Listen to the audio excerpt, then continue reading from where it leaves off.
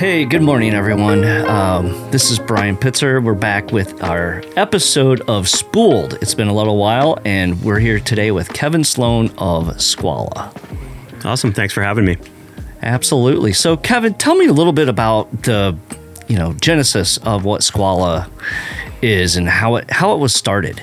Yeah. So, it is. So personally, I've spent almost 30 years, 25 years, I'm going to date myself, in the apparel business, with a variety of brands. Started at Orvis a long time ago in the mid-90s, late 90s, and spent a little over a decade leading the Sitka business. And so when I looked at the space, I had seen what we've been able to accomplish, over that decade that I was at Sitka, understanding what we could do from technology and how we could deliver kind of a better experience for a consumer, right? Using technology, design, et cetera. And I looked at this space and I saw kind of three players that were trying to expand what they were doing, but I felt like they had lost focus in what had got them to the game, right? And really thinking about, how do we build the next great wader? How do we build the next great waterproof breathable jacket? And what I was seeing was more of a race to get more closet share with everyone, less about focusing on like the gear side of the business. And that was really the background that I had in the team that worked with me when we started Skwala. A lot of that team, we'd been together for over a decade at that point. I think about a handful of those guys, we all started working together in 2008. So it'd been a while. Kidding. So it has been a while. Yeah, with that team. And we started on the Skwala, concept in 2020. Actually March 1st of 2020, not knowing what was going to happen on like March 7th of 2020. But fortunately, we, as a team, we'd all known each other a long time and worked together, and basically drove all of our R&D process during COVID and launched in March of 2022. That was a perfect time to launch, and I know we're excited with the brand, and it has quite a bit of buzz here at the shop, and consumers are really starting to recognize Skwala as a leader in waders and outdoor, comfortable, performance-driven gear. Yeah, I think we've come a long way. We're just over 4 years old now, so that's not a very long time in the journey of a brand, and kind of building a relationship with the customer base. But we're really excited with like how the customer views us today, right? I think our goal ultimately is be the reference brand in everything we do, right? So if we enter a category like waders or insulation or whatever, we want to be the product that that everything else is judged against. That's truly our goal when we set out to build something.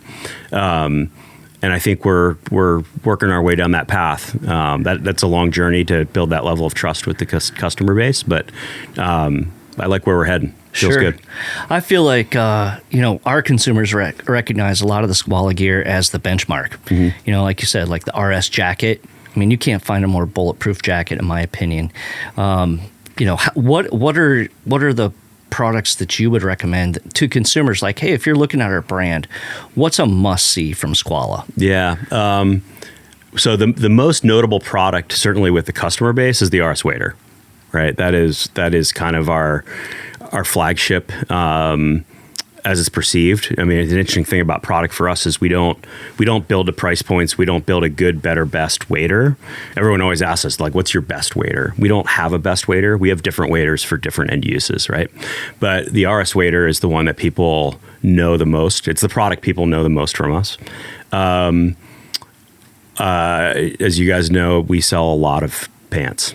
The sole wading pant has kind of changed people's view of, it's just not there's more to it than just, hey, here's a fishing pant, right? That one is really thoughtful around end use.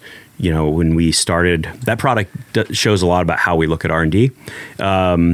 We started that as a textile. Like, we found a textile, evolved it, changed it a bit, got faster wet dry times, worked on durability, a little bit more breathability than where we started. So we kind of developed this textile that did exactly what we wanted it to do, which was super airy, super breathable, and very quick dry times.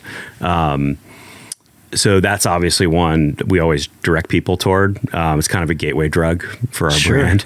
I think from a product perspective, I think one of my favorite pieces to show people like what Skwala does differently is the carbon jacket.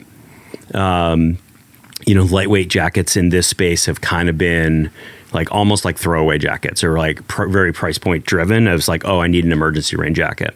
I think what we proved with that was with technology, you can bring in, waterproof, breathable, air permeable stretch jacket that's now fitted. We don't have this big, bulky, blocky jacket, which is kind of where the product had been for the last 20 years, right? Where these big jackets that you could move with it inside of. We moved to, because we were able to implement significant stretch into a rain jacket, we now have a fitted garment, right? It's lightweight, it weighs 15 ounces, but it's true 3-layer. I mean, I wear a carbon jacket, like when I go out to the Olympic Peninsula in February, I wear a carbon jacket. I'll always take 2 rain jackets out there. But most days out there, I'm in a carbon jacket because I like the breathability, I like the lightweight, I like the stretch. It's a great jacket, and I take that piece with me on every trip that I go on, or hosted travel. And I actually was caught in a hurricane in southern Belize a couple of years ago, and I have a great video of just getting drenched in this, torrential downpour, but my whole body was dry because I had the Skwala gear on, and it was unbelievable. Because who would think a piece that is that lightweight would be that waterproof, right? In my experience, like other brands, they would absolutely fail, and that thing held up. And you're right, I use it all the time. I carry it in my boat. If I know it's going to be a torrential downpour, it's going to be cold, I'll throw in my RS jacket, or whatever. But that thing is in my boat, in my bag every day. Yeah, there's kind of that was part of the goal, was there's no reason to be without it. Right. Because it packs so small and it's so light, but it's a true 3-layer hard shell rain jacket. Yeah, it'll handle whatever gets stitched at it. The performance is amazing. What are your other favorite pieces? For me, I really like your wool pieces. All that wool is just amazing. Having grown up with fleece and the smell and all that, I can go on a trip to Alaska or a trip to Chile, wear basically the same stuff every day, and it never gets smelly, and it performs incredibly well. Yeah, it's funny. Wool is where I was going to go with that question. So we love wool.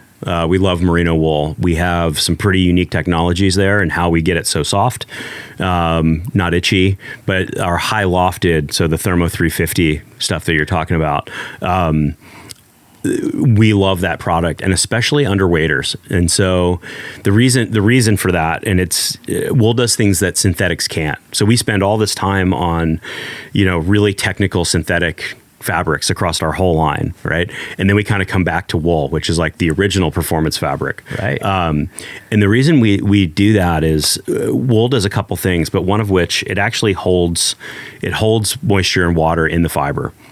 And when you have something like a wader on that is breathable but not breathable, like a carbon jacket, for example, right? So we need something to act as like a buffer and hold that moisture away from your body so you don't feel damp and clammy, but also at a cadence that like a wader can still breathe that moisture out.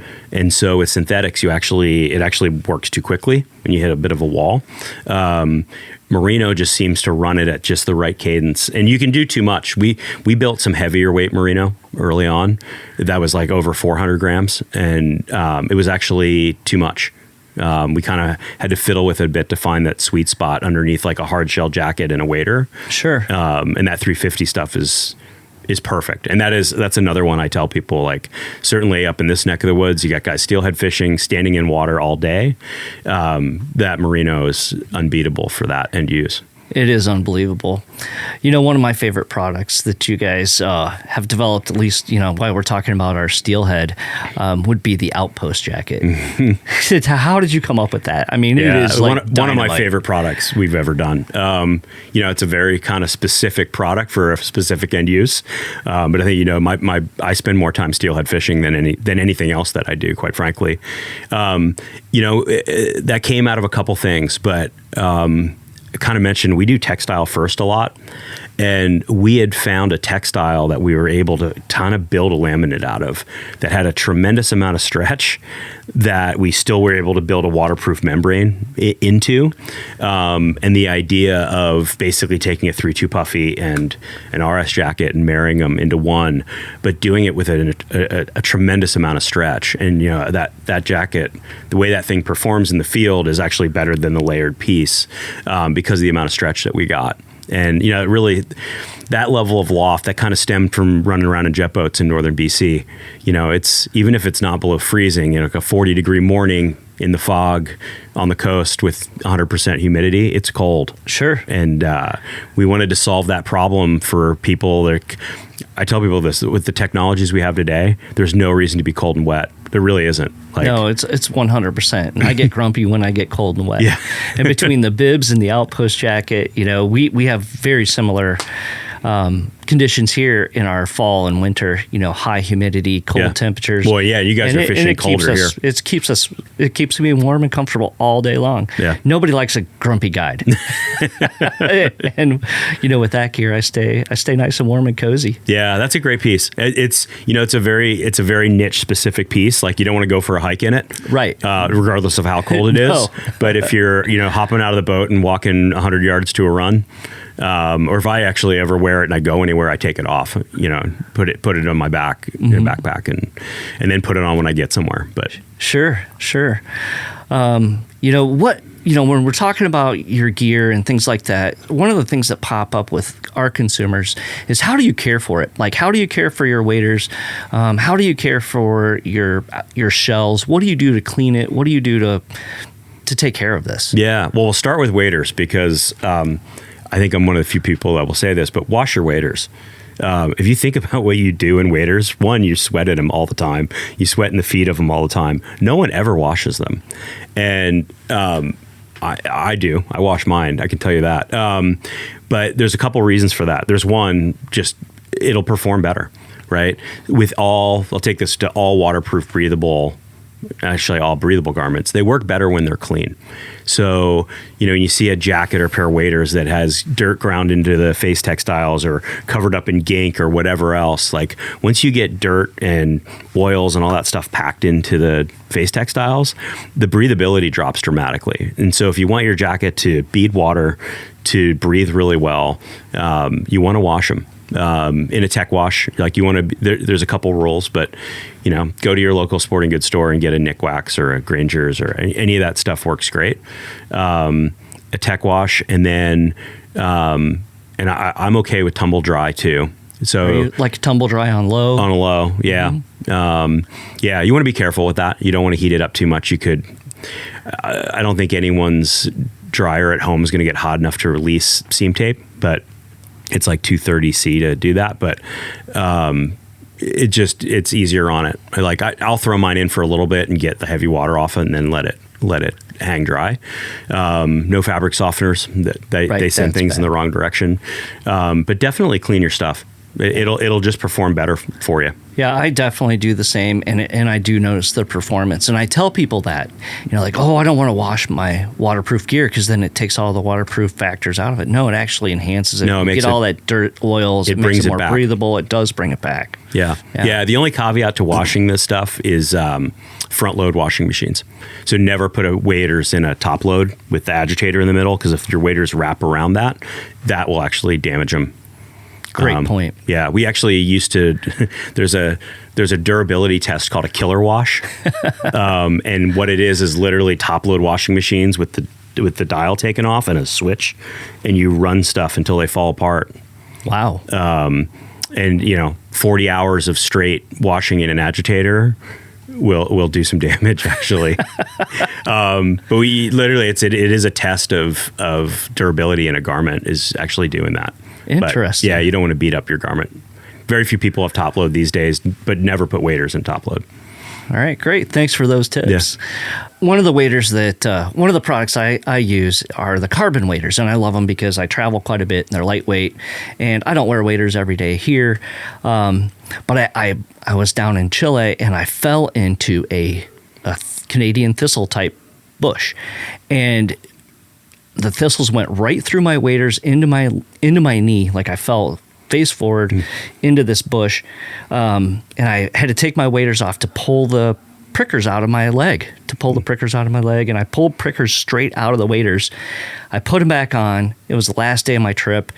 I didn't really think anything of it. They didn't leak, but I thought, oh, when I get home, I'm going to have to do something to repair these. And then lo and behold, I go on another trip and forget. I get up to Alaska and realize I never fixed these waders, but I wore them for the entire week with no leaks. And I know from my experiences being a rep for other brands that this would have been the kiss of death with other waders. How did that work? What's the technology? Was that just a freak thing? No, so it's something that so I'll be careful how I respond to this one, right? So it will be, it's something we've never been able to prove, but we've heard, and we actually see it when we do testing. So our membrane, so there's different ways to do waterproof breathable membranes. Our membranes across jackets and waders are PU, polyurethane based. And there is a theory that that membrane will swell a little bit. And so you can put a hole in it, and when water gets into that thin membrane, it actually swells and seals itself up. Definitely nothing that we would ever claim, though I'll tell you that we do see it when we do wader testing. Mm-hmm. So when we get a pair of waders back for repairs, whether it be a tear, whatever it is, we test the full wader, and we put them under a lot of pressure. So the way we test is with water. There's a couple different ways to do it, but our view is we're trying to keep water out, so we're going to test with water. And so what we do is we fill waders with water. We put them at a 30-degree incline, and we let them sit for about 7 minutes. At a full wader, one, it weighs a lot. You're putting hundreds of pounds of water in that. You're putting about 3 psi of pressure, which doesn't sound like a lot until you saw your waders with 3 psi in them, and you'd be like, oh my God. Like it's hard enough if you flick them, it'll ping like a raft, like a fully inflated raft. And what we've seen there is like every pair of waders that's been in the field and been used quite a bit will have like little pinholes in it. Sure. Like wild roses out where we live, out west, you kind of get these death by 1,000 ping pricks. You might not ever feel those. You might not ever be wet on your wader, but when we put them under that pressure, we find those little holes, and we fix all of those when we see them. But we have seen under pressure water beat up where there's been a pinhole, like what you're talking about. Mm-hmm. Wiped it clean, and 2 minutes later, there's no more water coming through. And so it's an interesting thing. Like there's been this theory about PU being able to do that. We do see it on occasion. I would never, tell people our waders are self-healing. But we do see it certainly with a pinhole. Much like UFOs. Yeah. You can't prove it. Nobody's going to do that, but it worked for me. Yeah. I think people get shocked on the carbon wader because it's our lighter weight wader, right? Historically in this industry, lightweight has been cheap. Right. Sure. And so that's one of the things we wanted to shift with the whole carbon line of in the mountaineering world, titanium's highly valued. It's super light and super strong. And we wanted to build that kind of view with waders. And I think there's a lot of people that are shocked at how durable carbon waders are. They view them as lightweight, and they think this is like, this is my second wader or whatever. A lot of us at Skwala, that's what we run most of the time because we love the breathability, we love the lightweight, we love the packability on those products, and the durability is fantastic. It's amazing. Yeah, I love my carbon waders. So yeah, they're great, and they move with you. The way the seams and everything. So what do we have coming up from Skwala? I know we're here today to look at some of the new stuff. To look at what we've got coming. Yeah. So a couple things that we have coming. The kind of the biggest initiative for next year was actually women's. So we thought about this and how we would go at this, entering that market for a while and looking at what's out there. The one thing you got to be very careful of here is you don't want to shrink it and pink it, right? There's nothing more kind of insulting than doing that. And it's certainly been done over and over again. And so one of the things that we wanted to do was build, just so we had clear positioning of who we are and what we're doing, we just wanted to build the most bomber kit of women's apparel that's ever been built. So we went to the RS side and we built a full RS program for women. Obviously, starting as fit as a major piece of it, but also understanding like different feature sets, right? We just didn't want to scale it down and do fit. We wanted to understand women's challenges and how they get in and out of waders and things like that, right? So we did a full zipped women's wader, but it zips from the side because it helps solve problems they have with, like, one, getting situated with insulation and multiple layers and not having it bulk up. So having the zips is really nice. And so we did a side zip and a single detach on the harness, right? So they can drop the back of it. They can get all their insulation situated, but then has all the feature set that people are used to from RS, like built-in wader belt, really bomber textiles, all the feature set that we built in men's there. So it's same intended end use, which is how we always look at product. So all of that will be familiar from what you guys do today, but doing it in a package that solves women's problems. So, we did a RS jacket, we do RS waders, we did things like our Fusion Puffy, but redesigned and body mapped it for women and understanding how women get cold physiologically, which is different than men. And how we keep their extremities warm. And so the way we performance map that, we actually went to more insulation in the core of the body, up to 120 grams. But in a women's small, if you built a 120 gram jacket, they would be like Stay Puft Marshmallow Man, right? And so in that particular jacket, we go from 120 to 60 to 40. And so 40 grams of fill. So we're taking bulk out where we don't need it, and we're adding loft in and insulation where we do. And so we built the whole line all the way through to our Soul collection. One of the things that's pretty interesting about it is we are launching new technologies for us, which is we're a very technology-led brand. We're launching technologies in women's next year just because of our evolution that men won't have yet. So new DWR technologies, in like the RS jacket, that will be a more advanced textile than we have in the men's version next year. Kidding. That's great. We did it with some of the Soul stuff. We created a new version of Dodd Air, like what you see in our Soul pant. That's lighter, drapes even more, still maintains 40 plus UPF. So there's some really cool stuff in there. And one of the things we constantly heard from women is like, I want what my husband, my boyfriend, what my guide has, right? And that's not, I go in the fly shop, that's not what I'm seeing, right? I'm seeing a price point driven lightweight wader, right? And so we want to be really clear with what we delivered there, so that the whole process was really fun. And, we wanted to just simply build, like, this is the most bomber kit of gear. If you're looking for super lightweight, if you're looking for price point, this isn't what it is. But if you want to go, steelhead fishing in November in Michigan, and it's going to be cold and nasty, this is the gear we built for, to solve for that end use. And seeing the evolution of technology launching into women's, I think, is pretty cool. That's exciting. How long does it take, for you to develop a line like that? Is it 2 years? 2.5 years? Yeah, 2.5 if you're fast. It depends on how much you get into textile.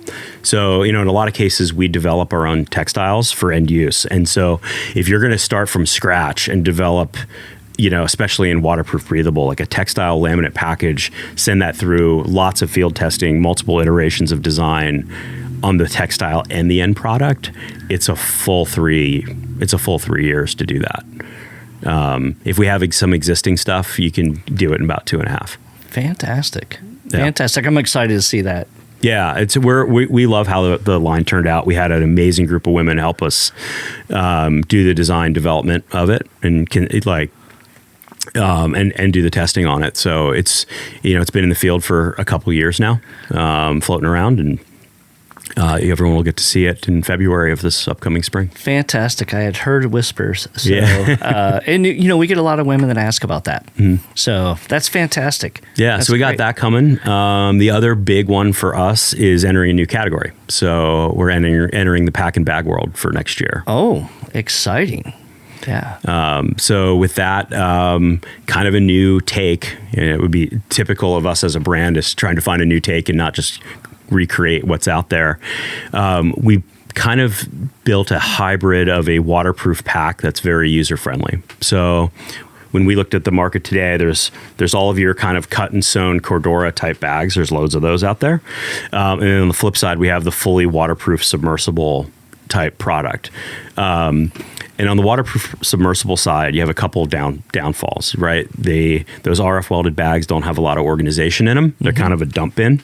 And those zippers are, quite frankly, whether, regardless of what fully submersible waterproof zipper, they're just difficult to use in a pack, right? And so what we hear from people is they even leave them undone. Like I had one guy said, "Oh, I never even zip up my hip pack. I just leave it open." And I'm like, "Well, that's going to end poorly at one point." And so what we did is we built a fully waterproof pack, built like a pair of waders. So it's actually taped. Oh, wow. So it's sewn and taped like a pair of waders or a jacket.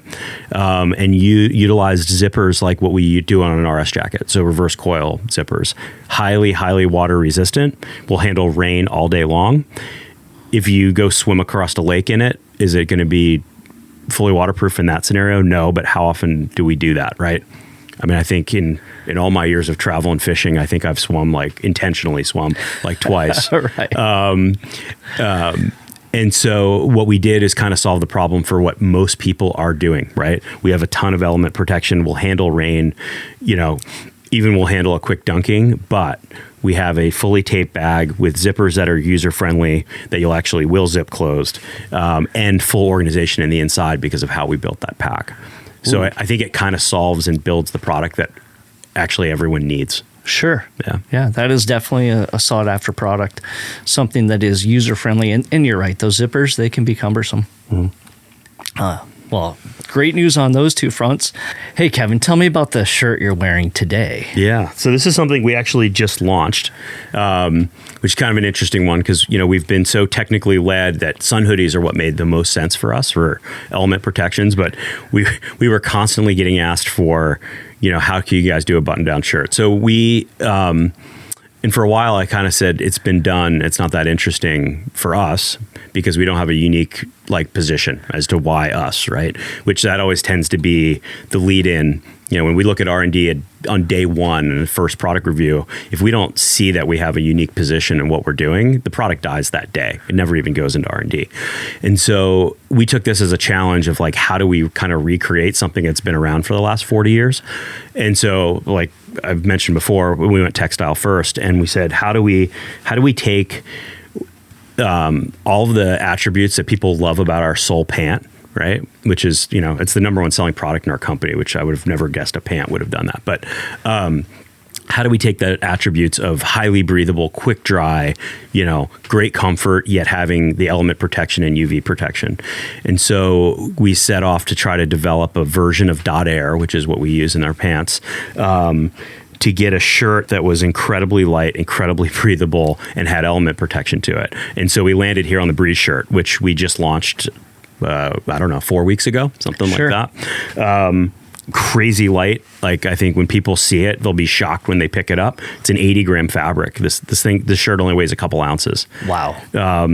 Plus it's 40 UPF. You can feel a 5-mile-an-hour breeze go right through it. Hence the Breeze shirt. It was kind of easy to name once we spent time in the field in it. Yeah, and we love it. It's kind of a evolution of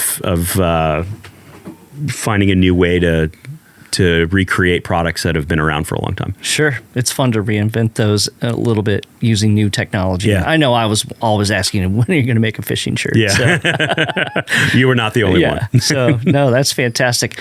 What's a question that customers ask you constantly or ask Skwala that you get all the time? The most common one is what is the best, right? And I think we talked a little bit earlier about we're trying to be perceived as the reference brand in everything we do. And so, when we do, is one of the reasons I like doing consumer shows, which is, I'll say that carefully, but no one likes doing consumer shows from the manufacturer side. But we learn a tremendous amount. You go to Denver and you get to engage literally hundreds of customers every day. And the most common question we get is what's your best wader? What's your best jacket? And we always respond with, we don't have one. That's not how we look at product. That's not how we build stuff. And our response to them is always, what are you using it for? What are you doing?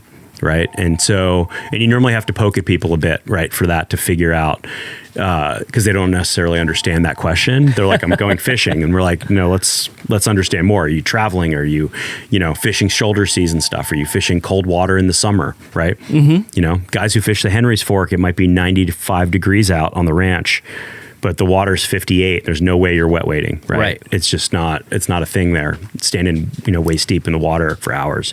So we always try to understand the end use of what people are doing and direct them into the right product. Nice. One of the things that strikes me with Skwala of last year are the boots, and I just can't believe the traction that I get with that Vibram sole on both of those boots. It's just amazing. I normally would wear cleats in certain places, and I didn't have to wear cleats. Can you tell me a little bit about like the Vibram sole? Yeah, and what we did there. Yeah, so we it utilizes a technology called traction lug, and so I'll give you the most abbreviated version of this, but wet rock traction with rubber is based on 90-degree angles. It's why like a boat shoe is dead flat and siped, is because you're trying to create as many 90-degree angles as you can. But like a boat shoe doesn't work in the mud on the side of the river, right? You'd slip and fall in. So what we did is we added kind of 3 extra 90-degree angles on every lug. And then on top of that, you'll notice we have a much thicker midsole than most people. And we do that so it has the ability to collapse a little bit. So if you think about like a round rock, if you have a really stiff sole, you're going to sit on it. Ours actually will wrap it a little bit because it's designed to collapse, and it engages more of those 90-degree angles on the rock with the lugs, and as that midsole collapses a little bit around the rock. Yeah, kind of like hugs the rock. It does hug it. It's amazing. I feel so confident wading in those boots. Those have been a game changer. Yeah, we're really we love where we landed on boots, and excited to have more stuff. We wanted to test the market and make sure people wanted to see Skwala as a brand do footwear. We've seen pretty loud and clear response there. So absolutely, more to come in that category from us. What's your favorite type of fishing to do? If I was stuck with one thing, I'd probably say steelhead. Like I leave for my first trip up to BC here in about 10 days. Nice. And I'll be up there a couple times this year. I'll certainly do. I normally do some Oregon stuff. There's a lot of years I'll hit the Deschutes 2 or 3 times. We're going to struggle there this year. I saw the water temperatures this year look pretty rough. The Deschutes is actually closed. Yeah. They did emergency closure on it. So steelhead runs in the Columbia Basin aren't looking so good this year. So I may be giving those guys a break for this year and let them do their thing. But if I was given one last thing to do, it'd be that. I loved flats fish as well. I like the hunt. I spent a lot of time personally hunting as well as fishing, and I love the hunt of flats fishing. So, I would agree with that for sure. Yeah. So when you're doing consumer shows, I've been on that side of it too as a manufacturer's representative, and you get people that mean really well, but what's an idea that somebody has pitched you at a consumer show that you're just like almost laughable? I'm going to give you one from way back in my past. So perfect. We don't want to embarrass anyone. Yeah. Back when I worked in R&D at Orvis, I had someone pitch with pure conviction a beadhead stimulator dry fly that he was hell-bent was his grandfather's pattern, which is interesting because if you know the history, so that would have been in the 90s. You're right. The history of beadhead flies was Tom Rosenbauer was kind of credited for bringing the beadhead fly into play in like 1990. So like the beadhead dry fly from way back didn't jive real well, but also couldn't quite figure out what to do with a beadhead stimulator. But send in patterns and hold tide versions of it. And oh my gosh, it was a hard response on that one. I was trying to figure out how to craft the right response to that. Perfect. Hey, Kevin, thanks so much for being here today. It really is nice to work with a company that you feel like you can partner with. And that's one of the things that really means a lot to me as a shop owner. And, I pass that along to our consumers is that it's fun to work with a company like Skwala that has great product and that we can truly partner with. And I really appreciate you taking time out of your schedule to be here today. It does mean a lot. And we're really proud to be a Skwala shop and have those products for our customers. And for you customers that haven't had a chance to check it out, stop in and see some of these items. They are fantastic and you won't be disappointed. And it will definitely add to the next enjoyment for your time on the water. Awesome. Well, thanks for the time. Appreciate it. Look forward to showing you guys everything that's coming for next year here. All right. We look forward to it. Thanks again.